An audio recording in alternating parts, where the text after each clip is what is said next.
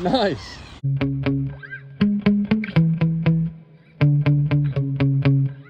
Hey guys, I'm out here again with the Jetwood JC14EP. Last time out here, I ran this truck on a stock Li-ion battery and it hit 47.5 miles an hour. So it exceeded the claim top speed by about 1.5 miles an hour. Then I ran a Urgenex 2200 3S and it went 48.5, but unfortunately I slammed into a curb and could not do any more speed runs. So today I have 2 more batteries I'm gonna test. I have an Ovonic, which is one of my lower performance batteries, and then I'm gonna run the 2 Urgenex batteries parallel to see if that'll make the truck go faster. Then in future videos, I have much more powerful performance 3S LIPOs I'm gonna run, but I can't right now because the connectors I use in my higher performance cars are 8mm, and this is running Dean. So I need to swap this over to 8mm and look forward for those future videos with the high performance LIPOs in here, which should easily go faster than 50 miles an hour. My Ovonic's typically about 3 miles an hour faster than the Urgenex in a truck about this fast. I've run them in my MJX 2997A. So enough talking. Let's see what this thing does. I'm gonna start off today with the Ovonic, and then we'll go ahead and go from there. I'm hoping the Ovonic gets really close to 50. It's usually, again, 3 miles an hour faster than my Urgenex, so it might actually go a little faster than 50. Let's see what it does. Now, one challenge with higher performance 3S LIPOs is they don't fit in the stock battery tray. So this is going to be an issue with all of my higher performance 3S LIPOs, but I should be able to get the body on here, and we're just going to run it and not go too crazy with it. I'm just doing speed runs with this setup, and later with the stock battery that fits in here perfectly, then we'll have some fun with it. Heck, for this run, I'm not even running body pins. That may haunt me later on, but the body fits so snugly, I don't really feel a need to run the body pins. Okay, the GPS is zeroed out and reading. Again, this is the same spot I ran this last time. Let's see what it does. And here we go, easing into it. There we go, full throttle. Whoa, on the brakes. We'll come back this way.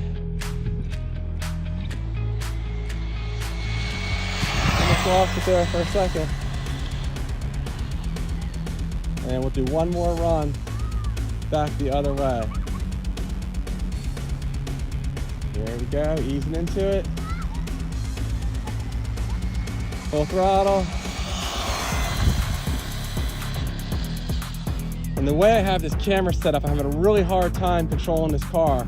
I'll have to show you in a minute, but I don't have much room to put my finger in here to squeeze the trigger. Real awkward, but I didn't crash, so that's good. All right, easily bested 50 miles an hour. 51.5 on that low performance Ovonic 3S battery. I looked right before I came out tonight. This battery is only $15. I've run it, abused it in my Traxxas Bandit, drawing probably close to 150 amps out of it. And it hasn't swollen up or anything. It's not a high performance LIPO, but it keeps coming back for more. So 51.5, easily besting Jetwood's claimed top speed of 50 miles an hour on a high performance LIPO. And again, this one's not high performance. I expect to get this up close, 54, 55 miles an hour on my higher performance LIPOs, hopefully the next time I take this truck out here. Again, these Urgenex 2200 milliamp hour batteries are on the low performance end of things, but they fit in a lot of RC cars really well, so I enjoy running them. Now, by running them parallel to one another, we're gonna double the capacity of the battery. So they'll still be the same voltage, they'll still be acting as a 3S cell, but they'll have twice the capacity, and that should limit the voltage sag. Voltage sag is what differentiates a high performance battery from a low performance one. So lower performance batteries have more voltage sag. They make the motor spin slower, make the truck go slower. Simple as that. Will this be as fast as that Ovonic? I don't know, but last time out, 48.5, so about 3 miles an hour slower than the Ovonic was exactly what I expected. Let's see what this does running them parallel. And here we go with the Urgenex running parallel. The GPS is zeroed out and reading. And let's ease into it here. Easing into it, easing into it. Oh, it seems quick.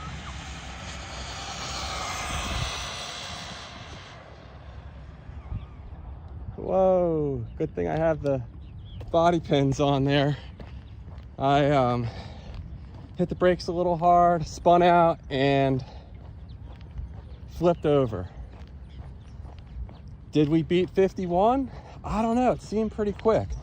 Definitely look for these videos in the future though with the high performance LIPOs. I have a Turnigy Panther 3S75C, which I expect to be at least 3, maybe 4 miles an hour faster than that Ovonic. And that would be awesome if I could hit 55 with a completely stock Jetwood JC14EP.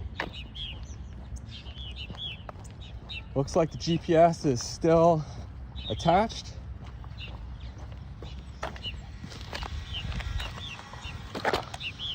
.4, so still slower than the Ovonic, despite 2 of them stacked on top of each other. Do one more run here, and this will kind of serve as a range test as well. Let's see if it goes out of range, going back up to the start point. The range is only listed as like 200 feet on this transmitter, which is not very far. And I want to say that's probably every bit of 300 feet. I'll measure it on Google Earth when I get home. But I still have control of the truck. Do one more run here. Full throttle. Whoa, geez. I was looking at the camera and lost track of where I was, but right out in that road, could have easily got run over. All right, 50 even, it's not gonna get any faster. It's only gonna get slower as the voltage dips down. I'm gonna go ahead and throw the stock Li-ion here. Now, Li-ion batteries, they're low performance, but they're safe, they're less prone to potential fires. LIPOs, if you charge them right, you shouldn't really have an issue. But as I understand it, Li-ions, they're shouldn't catch on fire even if you do overcharge them. The only negative is that, you know, the performance is not the same, especially as a high performance LIPO. But I like what Jetwood did here. Instead of putting a 2S battery in here, they give you 3S, much stronger performance than you'd get even with a quality 2S battery. And the added benefit is you have a 3S charger that comes with this. So if you buy one of these trucks that only comes with 2S batteries, you're stuck at 2S unless you get a charger on top of it. So it's additional expense. And if 3S is too fast for you, you just turn the speed down using the transmitter. The included transmitter here, you just slide this toggle here down to 70%, and you know, it would be about as fast as it would be on 2S. Additionally, it has a lower speed mode that it comes with, and it's set like that by default from the factory, and that limits not only the top speed but the acceleration as well. So you have 3S power when you want it, but if you don't want it, or you're new or beginner, or you have kids or whichever, you know, you don't have to have this truck that's screaming fast. I mean, 40 plus miles an hour is a lot for somebody that's not used to driving an RC vehicle. Now for me, I'm used to cars that go 100 plus. It's certainly an adjustment, but you know, I want all that performance I can get out of this thing and then some. And future videos will get this thing going even faster, no doubt. So there we go. I bought these wires on Amazon. I bought 2 of them actually, one for running in series, the other in parallel like this.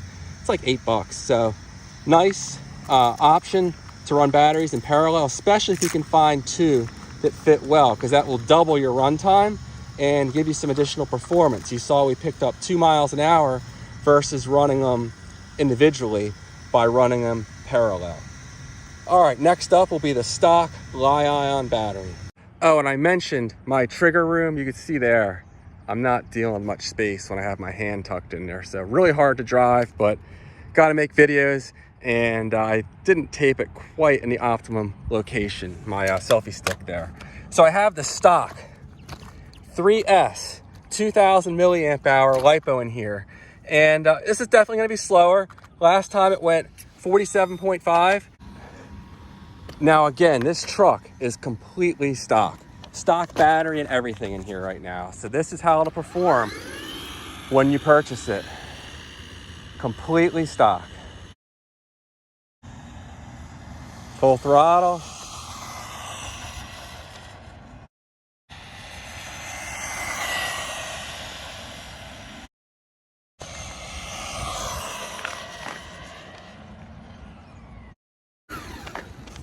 Okay, we actually went a little faster today.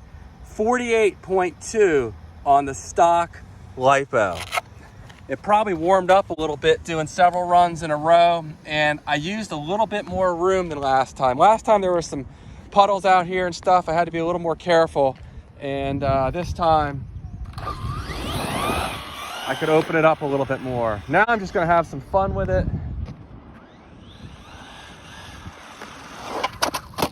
Ooh, I tried to. Plenty of power there. Can't go to full throttle right away, it'll just backflip.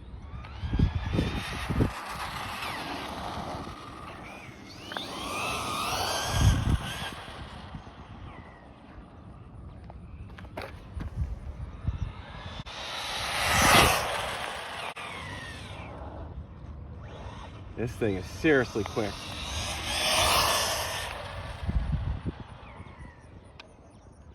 So this is the Jetwood JC14EP.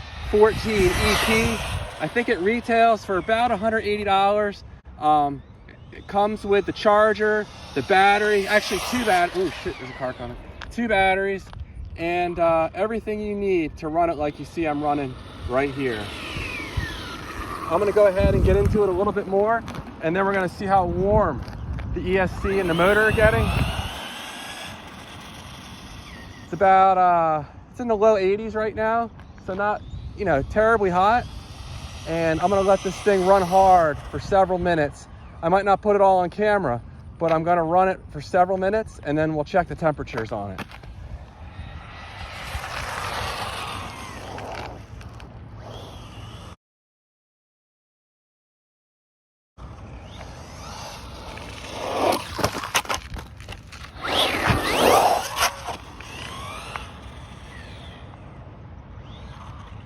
Now, a couple quick things on this truck. The punch is quite strong. The wheelie bar, I'm finding, is not very functional. I hope I don't have it mounted backwards. I'll have to check on that. But assuming I have it mounted right, it's not, it needs to be set lower. The truck's back flipping way too easy. The other thing, I would prefer a wider stance here. It is a little prone to rolling over. And at 3S speeds here, I'm having to be real careful to not turn too aggressively because it will turn over. So this thing's a little rocket ship, but you just have to be real careful because it will flip on you. Flip and roll over.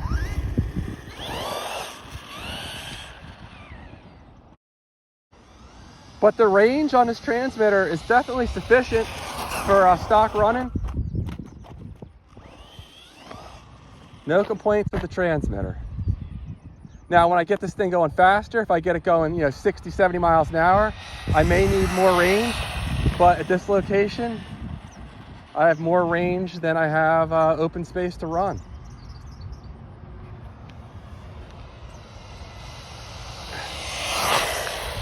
Whoa. And these stock tires are good. They're ballooning a little bit at top speed, but it's still controllable. Just needs a wider stance to, you know, help it. Oh, and I flipped it. I'm gonna go ahead now and check the temperatures now that I've been running it for probably close to 5 minutes. As you can see, I've lost both my front pins from flipping the truck over. It's unfortunate, but it happens. So the motor, oh, it is hot. I usually test how hot something is by putting my finger on it, and I like to keep it where I can touch it for at least 3 seconds. Anything more than that, I let it cool down. And right now, I can only touch it for about 1 second before it burns. So it's a hot setup, literally and figuratively. And you know, it does have a cooling fan, so that'll bring those temperatures down more quickly. But if you're running this on a day like today where it's in the low 80s or above, you're not going to be able to run a full pack without letting it cool down. The motor's not going to be happy getting that hot. So keep that in mind. On a cooler day, you know, it may be a lot happier. I'm going to go ahead and check the voltage and see how much capacity we have left on this stock Li-ion battery. Oh, I forgot to check the ESC temperature. It's actually pretty warm as well. I think it's a 45 amp unit. So, you know, that's kind of pushing things. You know, if you're running this at 70% or maybe not going as wide open throttle as I am here, it may be a bit happier, but we're definitely getting hot. So, you know, just let it cool down for a couple minutes and have some more fun after that. Now, I let it cool down for a few minutes, and the motor now is, you know, plenty cool. It's not going to burn me. I did just plug back in the brake light / rear tail light here. And now that it's run several minutes on the Li-ion battery, I'm going to see what kind of speeds we're getting, how much it's slowed down from that 47 to 48 miles an hour it was initially. You know, it might be down 45 or even a little slower, but let's see how fast it is now after about 5 minutes of runtime. I almost forgot to check the voltage. 11.4 total and about 3.83 volts per cell. So, you know, it's pretty close to storage voltage right now, about halfway discharged. So your run times will be around 10 minutes or so if you're getting on it pretty hard like I am right now. Now, one other change I'd like to see is these body pin posts. When I'm flipping, they are scraping. You can see probably that they're a little tore up.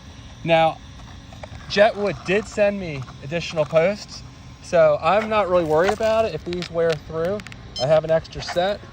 And the nice thing about this truck is it shares a lot of parts with the MJX trucks.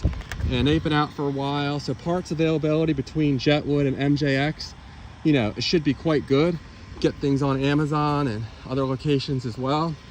But if they had an additional, you know, they have these nice plastic pieces here to protect the roof. I'd like to see something to help protect these body posts. You know, maybe if this was a little taller here, that would be sufficient.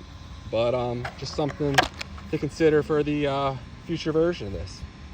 Now, let's see how fast it is after about 5 or 6 minutes of running on it on the stock battery. Full throttle. You can definitely tell the speeds come down a little bit. All right, we're still hitting 45, so no complaints there. That's still pretty darn quick, nearly as quick as they claim it goes on a fresh battery. Nice. 44.9, so not bad at all. Now, with smaller trucks, sometimes the suspension travel's pretty limited, and they don't take kindly to, you know, jump. So we're gonna just do a mild jump here. No problem with that. I'm not one to bash my trucks. I have fun, you know, driving them at reasonable, you know, jumps and stuff. I'm not looking to do anything too crazy. I don't have unlimited budget here to make repairs. Nice. So let's do a 40+ mile an hour jump off this curb and see how it handles it. Easing into it. Full throttle. Oh, no problem at all. Well, I'm gonna have to call it quits there tonight. I'm running out of daylight and I have a 10-minute or so bike ride to get home, but 51.5 miles an hour on the bone stock Jetwood JC14EP. I'm impressed, and I think next time out here on a spicier 3S LIPO, this thing's probably gonna get 54, maybe even 55 miles an hour. So I'll see you guys on the next one. Take care.